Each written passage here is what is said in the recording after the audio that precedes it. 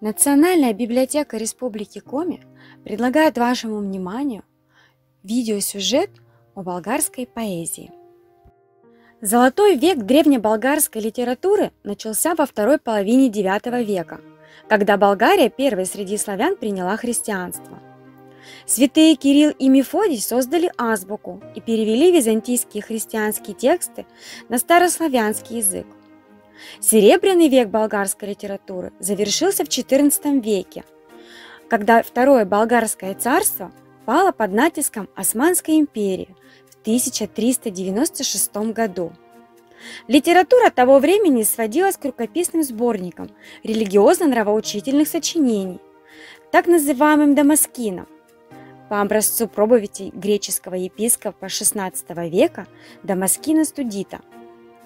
Национальное возрождение Болгарии началось в 1762 году, когда монах Паисий Хилендарский написал первую болгарскую историю «История славяно-болгарская» на основании рукописей из разных монастырей. Вплоть до освобождения Болгарии история считалась священной книгой в каждом болгарском доме наряду с Библией.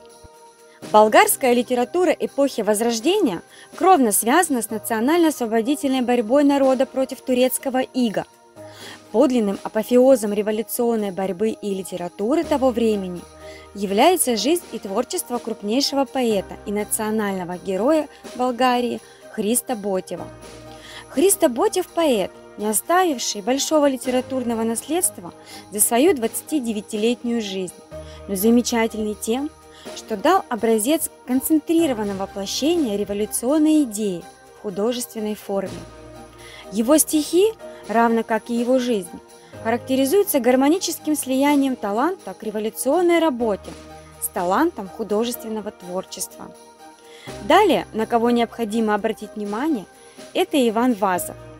Одно из самых известных произведений классической болгарской литературы – роман «Под игом», написанный Иваном Вазовым и изображающий османское угнетение Болгарии. Роман был переведен более чем на 30 языков. Иван Вазов – один из известнейших болгарских писателей, часто называемым патриархом болгарской литературы. Его творчество является отражением двух исторических эпох – болгарского возрождения и становления независимой Болгарии. В его произведениях одинаково виртуозно сочетаются и проза, и поэзия. Один из его самых значительных сборников стихов «Эпопея забытых» состоит из 12 од, посвященных героям, образам и идеям болгарской истории. Сложный и противоречивый характер имеет бесспорно талантливое творчество целой плеяды поэтов Болгарии начала XX века. Это поэт Пенчо Славейков, создатель большого эпоса «Кровавая песня», автор прекрасных идей Лепетко Тодоров, поэт Кирилл Христов и другие. Символизм болгарской поэзии связан с многими именами болгарских поэтов. Почти все болгарские поэты-символисты, как, например, Людмил Стоянов, претерпевают значительное развитие от символизма к реализму и социальной поэзии после Первой мировой войны. Первые стихотворения Людмила Стоянова отличались отточенностью поэтического языка и музыкальностью. Для них характерны мотивы скорби и одиночества, таинственные предчувствия, культ печали, неутоленной души. В борьбе болгарского народа против фашизма в эпоху Второй мировой войны сформировалось творчество многих талантливых поэтов. Некоторые из них погибли на боевом посту. Высочайшей вершиной болгарской поэзии этого периода является творчество поэта и революционера Николы Вапцарова, который с внушительной силой и гуманизмом отразил борьбу рабочего класса против старого мира и веру в светлое будущее человечества. Стихотворения Вапцарова переведены на десятки языков. В 1952 году, 10 лет спустя после гибели, Никола Вапцаров был посмертно награжден почетной премией мира Всемирного совета мира. Следующий поэт, о котором хочется рассказать, это поэт Николай Марангозов, автор стихов в классическом и вольном стихе. Обогащает жанр болгарской поэмы рядом разновидностей: стихотворение «Отчет», стихотворение «Путеводитель», стихотворение «Легенда», автобиографическое стихотворение и другие. Тематический охват его стихов широк, от деревенской примитивности и дикой природы до городского пейзажа и завоеваний технической цивилизации, от фольклора и легенд до культурных и исторических мотивов, от соприкосновения с корнями к внутренностям отчужденной и скептической души. Еще один поэт – это поэт Никола Иорданов-Фурнаджиев. Вырос среди впечатлений войн, рабочих бунтов и социалистического брожения. Впервые он опубликовал свое юмористическое стихотворение «Проблемы», будучи студентом. Номер был конфискован за оскорбление погон, а редакция и несколько сотрудников арестованы. В дальнейшем последовало его регулярное сотрудничество с газетой. Там он опубликовал около 30 стихотворений, а также множество прозаических текстов под псевдонимами «Веселяк» и «Дядя Лука». Его ранние литературные склонности касались довольно разнообразного пантеона болгарских поэтов: Ивана Вазова, Пенчо Славейкова, Пею Яворова, Димчо Дембелянова, Николая Лилиева, Димитара Баяджиева. Никола Фурнаджиев также прославился своими переводами стихов с русского языка. Его произведения переведены на английский, польский, румынский, венгерский, русский, французский и другие. Следующий поэт, о котором стоит рассказать, это Иван Динков.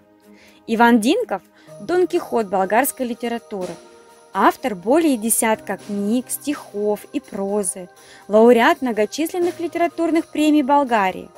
Настолько самобытен, оригинален и в лирике, и в философских стихах, что его метафоры, ритмы и интонацию не спутаешь ни с кем другим. Его поэзия – магия и власть над словом. Непредсказуемая психологическая ассоциация в стихах Ивана Динкова фактически породила его новый язык. Каждый из своих стихов поэт пишет как завещание о смерти. Собрание избранных стихотворений, афоризмов и прозы «Личная карта» написано в период с 1960 по 2005 годы. Это первая книга Ивана Динкова на русском языке. В сборнике «Личная карта» целый раздел посвящен супруге поэта, актрисе Белле Цоневой. В нашем видеосюжете необходимо отметить Лиану Георгиевну Даскалову, болгарскую писательницу, поэтессу и переводчика, автора прозы и поэзии для детей. Первая книга стихов Лианы Даскаловой «Когда мечты сбываются». Она член Союза болгарских писателей, переводчик с русского, немецкого, словацкого, французского языков. Ее произведения переведены на азербайджанский, армянский, белорусский, русский, словацкий, украинский и другие языки.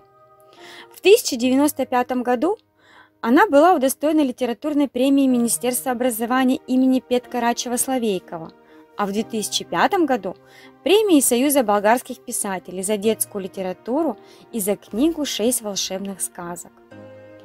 А вот о творчестве поэта Стойчо Маджарски хочется рассказать особенно. С 1972 по 1990 год он жил и работал в Коми АССР.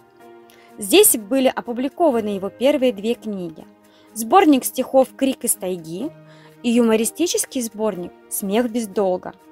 Стойчо Маджарски – автор 32 книг, 10 из которых – стихи. В советской стране Стойчо проработал 10 месяцев на автокране. Потом занялся журналистикой.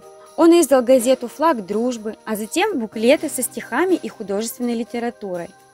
Он много лет был также директором Дома культуры в Коми. Он рассказал о незабываемых встречах с известными болгарскими артистами и писателями, о самодеятельных коллективах, о сильных мужчинах и женщинах, о дружбе, о мечтах, которые сбылись.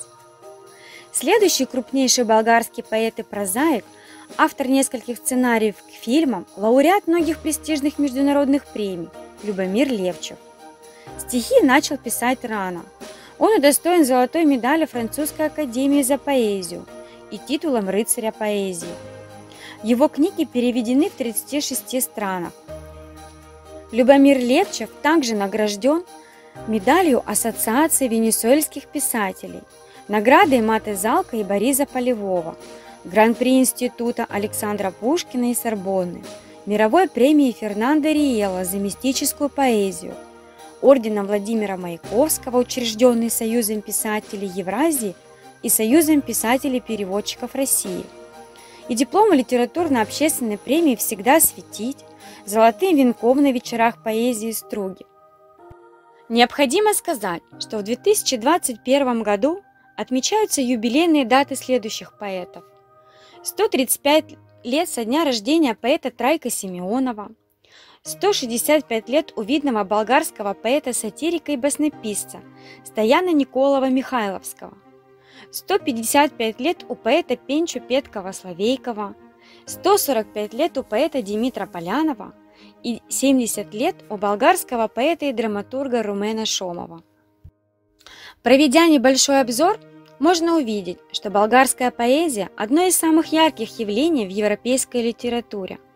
И не только потому, что она удивительным образом сумела сохранить свою традицию, ритмическую стихию и даже обогатила ее, дав классическому стиху новый толчок и новое развитие, а также уберегла свои болгарские корни.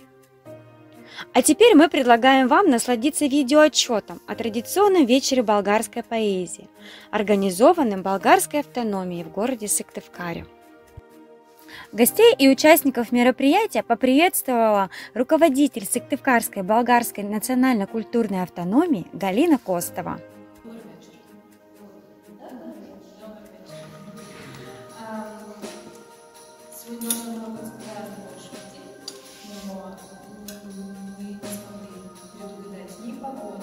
Не то, что 22 февраля перенесли на 20 февраля, да, и люди работают завтра, поэтому такая накладка получилась. Но я всех вас очень рада видеть. Всех вас вижу. Национальная библиотека представила книжную выставку изданий болгарских поэтов на русском и болгарских языках.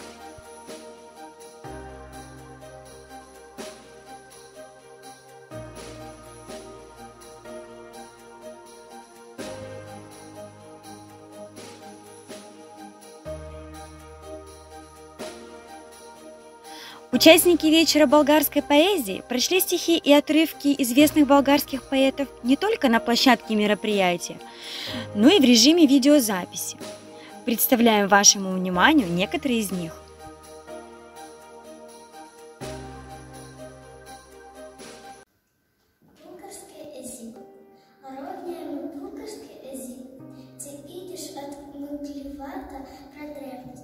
Сега се свен и всеки миг усещам аз на и святата цеверност.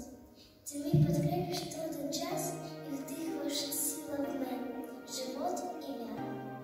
Чрез твоята музика постига аз хармония и красота и мяра. Пред тебе коленича пак, смирена и като кавчица от тази благост, поднясам днес едно стихотворение, изпълнен с благодарна светла радост.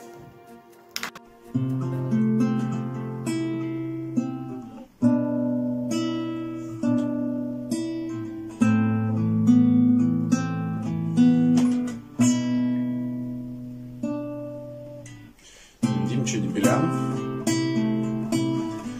Спит город.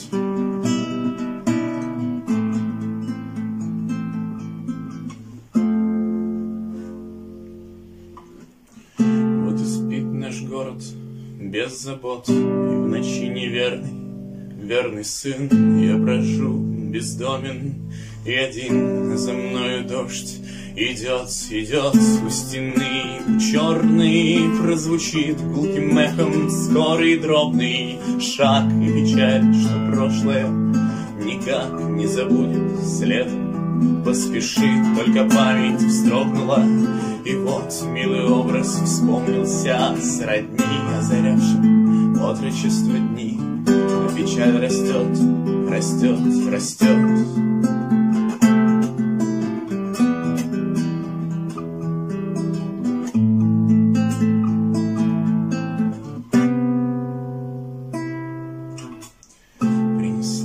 Придя однажды жар на прелестных пламенных устах, на мечтой осталась красота, и отвергнул тленный этот дар. Все, что было, незачем продать мой лед в скорбящей стороне, но оттуда и ясно слышен мне скорбный крик. За что же? За что?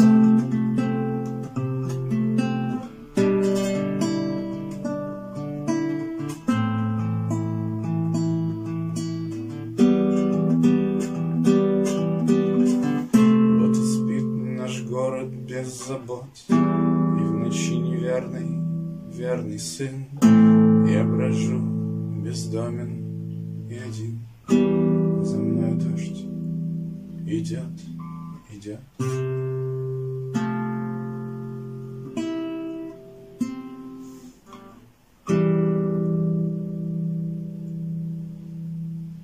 Перевод Светланы Землеловой. У поэта нет принципа, у поэта есть нервы. На закате провинция, будто жизнь древней эры. Крадены, перекуплены и оплачены снова. У колодцев сопят насуплены и быки, и коровы. И послушал болото в полуху, оба глаза в речную волну, и страдавшиеся утки цитируют тишину. У поэта нет принципа, у поэта есть нервы. На восходе провинции, как мечта новой эры. Език мой роден. Език мой роден, български и вечен. Отново днес пред тебе аз се връщам и като някога през тази вечер ще ме посрещнаш ти пред нашата къща.